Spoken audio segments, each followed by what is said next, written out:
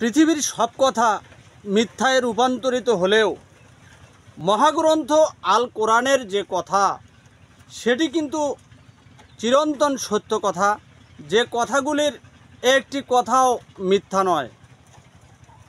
তো আপনি যাদের সাথে চলছেন তারা যদি আপনাকে মিথ্যা কথাও বলে, তাহলে পবিত্র আল কোরআন আমাদের যে মহাগ্রন্থ রয়েছে সেই কথাগুলি কিন্তু কখনো মিথ্যায় রূপান্তরিত আপনি করতে পারবেন না।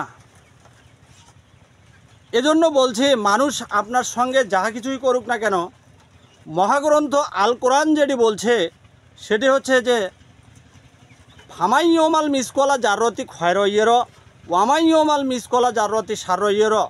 এর অর্থ হচ্ছে পৃথিবীতে একজন মানুষ যদি অনুপরিমাণ ভালো কাজ করেন তাহলে তার পুরস্কার মহান রব্বুল আলামিন কিয়ামতের মাঠে তাকে অবশ্যই দিবেন বা পুরস্কৃত করবেন।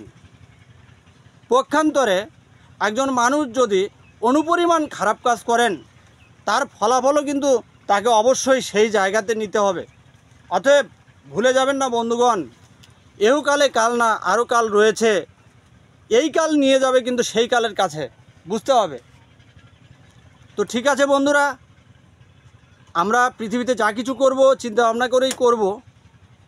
তো কেউ যদি আপনার সাথে বেইমানি করে তাহলে তাকে করতে দিন, আপনার বিশ্বস্ততা আপনি ধরিয়ে রাখুন। ধন্যবাদ।